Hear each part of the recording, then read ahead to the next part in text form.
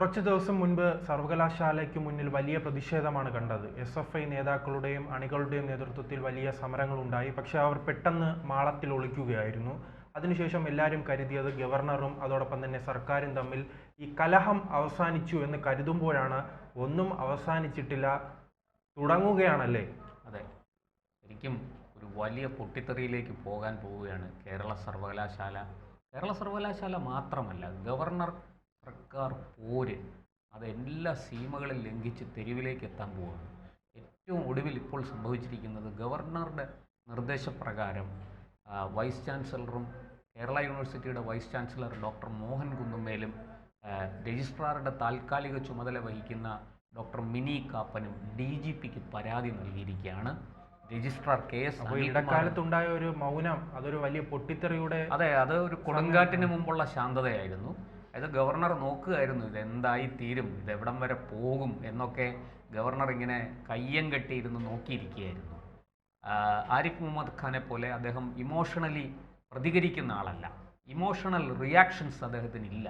അദ്ദേഹം വളരെ സാവധാനം, വളരെ സൈലൻ്റ് ആയിട്ടിരുന്ന് ചെയ്യേണ്ടത് ചെയ്യുന്നയാളാണ് എന്ന് ഇതിൽ നിന്ന് മനസ്സിലായി. കടുക്കനിട്ടവൻ പോയപ്പോൾ കമ്മലിട്ടവൻ വന്നു എന്നുള്ളതാണ് ഇവിടുത്തെ ഇതിൽ നിന്ന് നമുക്ക് മനസ്സിലാകുന്നത്. ഈ സസ്പെൻഡ് ചെയ്യപ്പെട്ട രജിസ്ട്രാർ KS അനിൽകുമാറിനും അതുപോലെ തന്നെ ഇടത് സിൻഡിക്കേറ്റ് അംഗങ്ങൾ ഡോക്ടർ ഷിജു ഖാനും മുരളീധരൻ പിള്ളയ്ക്കുമെതിരെ DGPക്ക് പരാതി നൽകിയിരിക്കുകയാണ് കേരള യൂണിവേഴ്സിറ്റി. കാരണം ഈ സസ്പെൻഡ് ചെയ്യപ്പെട്ട രജിസ്ട്രാർ സർവകലാശാലയുടെ ആസ്ഥാനത്ത് അതിക്രമിച്ചു കയറുന്നു, ഓഫീസിൽ കടന്നു കയറി ലോഗിൻ റദ്ദാക്കിയിരിക്കുകയാണ്. അദ്ദേഹത്തിന് കമ്പ്യൂട്ടർ തുറന്ന് എന്തെങ്കിലും ചെയ്യാൻ സാധിക്കില്ല. അദ്ദേഹത്തിൻ്റെ ലോഗിൻ പാസ്വേഡ് റദ്ദാക്കിയിരിക്കുകയാണ്. പക്ഷേ ആ പാസ്വേഡ് എങ്ങനെയെങ്കിലും തപ്പിയെടുത്ത് കയറി തൻ്റെ ഔദ്യോഗിക കൃത്യങ്ങൾ നിർവഹിക്കാനാണ് രജിസ്ട്രാർ ശ്രമിക്കുന്നത്. നോക്കണം, സസ്പെൻഡ് ചെയ്യപ്പെട്ട ഒരു ഉദ്യോഗസ്ഥൻ കേരള ഗവർണർ ചാൻസലറായിരിക്കുന്ന യൂണിവേഴ്സിറ്റിയിൽ അന്വേഷണ വിധേയമായി സസ്പെൻഡ് ചെയ്യപ്പെട്ടിരിക്കുന്ന ഒരു ഉദ്യോഗസ്ഥൻ കാണിക്കുന്ന ഹുങ്ക്, അഹങ്കാരം, എന്താ പറയണ്ടേ, താൻ പോരിമ, അത് നമ്മളിവിടെ മനസ്സിലാക്കണം. നിയമത്തെ വെല്ലുവിളിച്ചുകൊണ്ട് സർവകലാശാല ചട്ടങ്ങളെ കാറ്റിൽ പറത്തിക്കൊണ്ട് ഈ സർക്കാരിൻ്റെ പിന്തുണയോടുകൂടി ഗവർണറെയും ഈ സർവകലാശാലയിലെ VCയെയും രജിസ്ട്രാറിനെയും ഭരണ സംവിധാനത്തെ എല്ലാം ഞാൻ തകിടം മറിക്കും, അട്ടിമറിക്കും എന്നുള്ള ഒരു സന്ദേശമല്ലേ ഈ സസ്പെൻഷനിലായ രജിസ്ട്രാർ ഇതിലൂടെ നൽകുന്നത്? സസ്പെൻഡ് ചെയ്യപ്പെട്ടിട്ടും അവിടെ കടന്നു കയറി വിദ്യാർത്ഥികൾക്കുള്ള സർട്ടിഫിക്കറ്റിൽ ഒപ്പിടാൻ എങ്ങനെ ഈ രജിസ്ട്രാർക്ക് അതിനുള്ള ധൈര്യം എവിടെ നിന്ന് ലഭിക്കുന്നു? ആര് നൽകുന്നു? ഈ ഒപ്പിടുന്നതിലൂടെ ആ വിദ്യാർത്ഥികളുടെ ഭാവി അനിശ്ചിതത്വത്തിലാക്കുകയല്ലേ രജിസ്ട്രാർ ചെയ്യുന്നത്? ഈ രജിസ്ട്രാറിന് നാളെ ഇത് ആരെങ്കിലും കോടതിയിൽ പോയാൽ, ഈ ഒപ്പിട്ട സർട്ടിഫിക്കറ്റുകൾക്ക് വാലിഡിറ്റി ഇല്ല എന്ന് വാദിച്ച് ആരെങ്കിലും കോടതിയിൽ പോയാൽ ആ വിദ്യാർത്ഥികളുടെ ഭാവി എന്തായിത്തീരും? അപ്പോൾ ഇത്തരത്തിൽ നിയമവാഴ്ചയെ അനുസരിക്കില്ല ഞാൻ.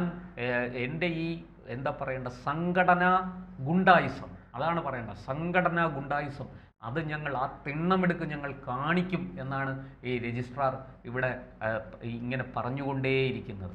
ഇനി രജിസ്ട്രാർക്കെതിരെ മാത്രമല്ല ഈ കേസ്. ഈ രജിസ്ട്രാറെ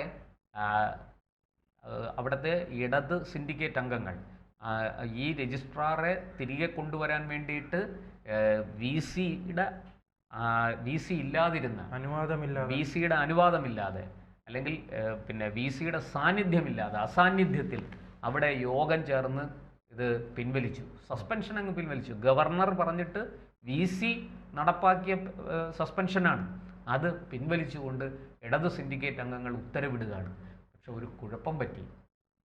അല്ല, മുൻകാലങ്ങളിലെല്ലാം ഇത്തരം സംഭവങ്ങൾ ഉണ്ടാകുമ്പോൾ നമുക്കറിയാം, ഈ കമ്മ്യൂണിസ്റ്റ് സഹാക്കൾ അതോടൊപ്പം തന്നെ ഈ സിൻഡിക്കേറ്റ് ആയാലും കൂട്ടത്തോടെ ഇറങ്ങുകയും ഇത്തരം കടന്നൽ പോലെ ഇളകി ഗവർണറെയും VCയെയും ഒക്കെ വരട്ടി വരച്ച വരയിൽ ഒരു ഭാഗത്ത് DYFI, SFI, CPM നേതാക്കൾ അങ്ങനെയായിരുന്നു. പക്ഷെ ഇനി അത് നടക്കില്ല.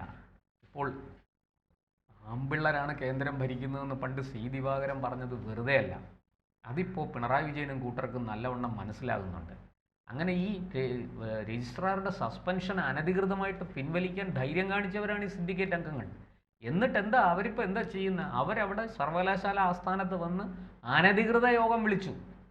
വി സിയുടെ അനുമതി ഇല്ലാതെ ജീവനക്കാരുടെ അനധികൃത യോഗം വിളിച്ചിട്ട് ആ യോഗത്തിൽ വന്ന ജീവനക്കാരെ വരട്ടി. നിങ്ങൾ എന്തുകൊണ്ട് ലോഗിൻ കൊടുക്കുന്നില്ല രജിസ്ട്രാർക്ക്? വി സി ആണ് സസ്പെൻഡ് ചെയ്തിരിക്കുന്നത്. വി സിയുടെ നിർദ്ദേശാനുസരണമാണ് ജീവനക്കാർ ലോഗിൻ മാറ്റിയത്, റദ്ദാക്കിയത്. ഇവിടെ ആ ജീവനക്കാരെ വരട്ടുകയാണ്, ഭീഷണിപ്പെടുത്തുകയാണ്. മര്യാദയ്ക്ക് ലോഗിൻ കൊടുത്തോണം. ആരാ? ഡോക്ടർ ഷിജു ഖാനും മുരളീധരൻ പിള്ളയും. ഇവർ നയിക്കുന്ന, ഈ സിൻഡിക്കേറ്റ് അംഗങ്ങൾ നയിക്കുന്ന സർവകലാശാലയിൽ നിന്ന് വിദ്യാർത്ഥികൾ എന്താണ് പഠിക്കേണ്ടത്? അവർ രാജ്യത്തിന് മുതൽക്കൂട്ടാകുന്ന വിദ്യയാണോ നേടേണ്ടത്, അതോ ഗുണ്ടായുസമാണോ അവിടുന്ന് പഠിക്കേണ്ടത്? അങ്ങനെ അവിടെ ജീവനക്കാരെ വെല്ലുവിളിക്കുകയും വനിതാ ജീവനക്കാരെ അടക്കം ഭീഷണിപ്പെടുത്തുന്നു. ഒന്ന് ആലോചിച്ച് നോക്കൂ. ജീവനക്കാർ പറഞ്ഞു സാധിക്കില്ല. രജിസ്ട്രാറും ഇപ്പോൾ നിലവിൽ ചുമതല വഹിക്കുന്ന രജിസ്ട്രാറും വി സിയും പറയുകയാണെങ്കിൽ ഞങ്ങളത് ചെയ്യാം. അല്ലാതെ അത് ഔദ്യോഗികമായിട്ട് ഞങ്ങൾക്ക് ഉത്തരവ് കിട്ടണം, എങ്കിലേ ഞങ്ങൾക്കത് ചെയ്യാൻ സാധിക്കുകയുള്ളൂ. അല്ലാതെ ഞങ്ങളത് ചെയ്യില്ല. അവർ ആലോചിക്കണം, ഇടതുപക്ഷ സംഘടനയിൽ ഉൾപ്പെട്ട ജീവനക്കാരാണ്. അവരെയാണ് ഈ ഭീഷണിപ്പെടുത്തുന്നതും വെല്ലുവിളിക്കുന്നതും. അവരെയാണ് പ്രതിസന്ധിയിലാക്കുന്നത്. അപ്പോൾ എന്ത് വില കൊടുത്തും ഞങ്ങൾ പിടിച്ച മുയലിന് 3 കൊമ്പ്, അത് ജയിക്കണം. അതാണ് ഇവരുടെ ഉദ്ദേശം.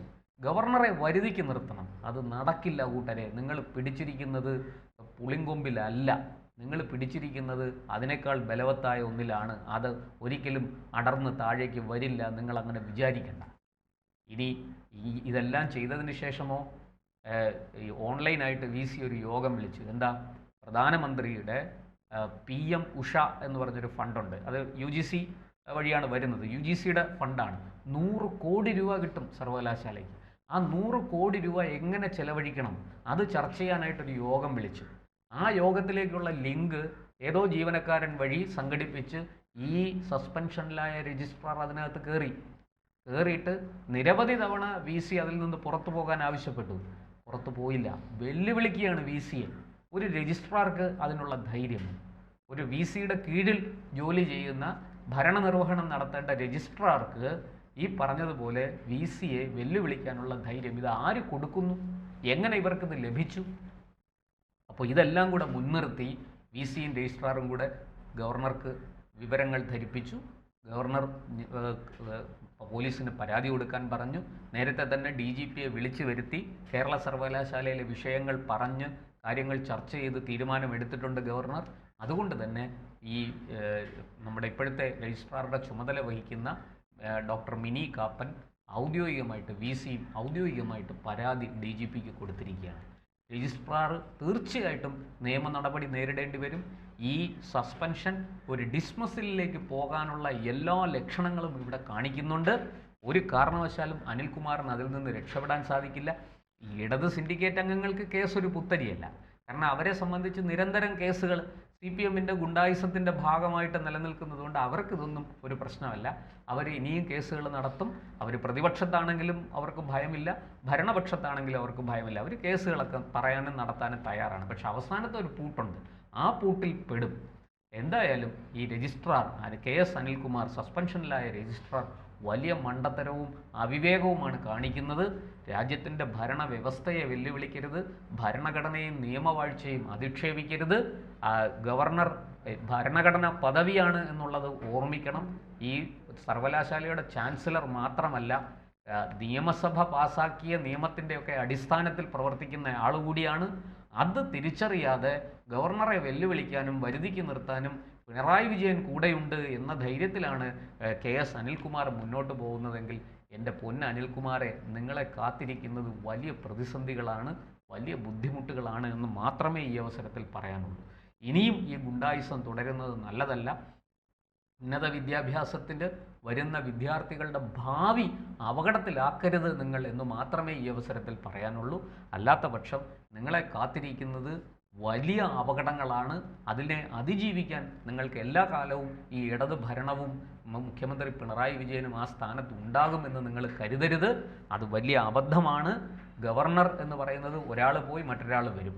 ആരിഫ് മുഹമ്മദ് ഖാൻ പോയി, ആർലേക്കർ വന്നു. പക്ഷേ ആരിഫ് മുഹമ്മദ് ഖാനേക്കാൾ കുറെ കൂടി കർക്കശക്കാരനാണ് ആർലേക്കർ എന്ന് നിങ്ങൾക്ക് മനസ്സിലായി. ഈ ഒരു ഘട്ടത്തിൽ തന്നെ മനസ്സിലായി എന്നാണ് ഞാൻ കരുതുന്നത്. എന്തായാലും വരാൻ പോകുന്ന ദിനങ്ങൾ കേരള സർവകലാശാലയെ മാത്രമല്ല കേരളത്തിൻ്റെ ഉന്നത വിദ്യാഭ്യാസ രംഗത്തെ മുഴുവനും നശിപ്പിക്കുന്ന തരത്തിലേക്ക് ഈ സർക്കാരും അവരുടെ പിണിയാളുകളും ഈ സിൻഡിക്കേറ്റ് അംഗങ്ങളും ഒക്കെ ചേർന്ന് കൊണ്ടുപോയിക്കൊണ്ടിരിക്കുകയാണ്. ഇത് നമ്മുടെ നാടിന് നല്ലതല്ല, നമ്മുടെ വിദ്യാർത്ഥികളുടെ ഭാവിക്കും ഇത് നല്ലതല്ല.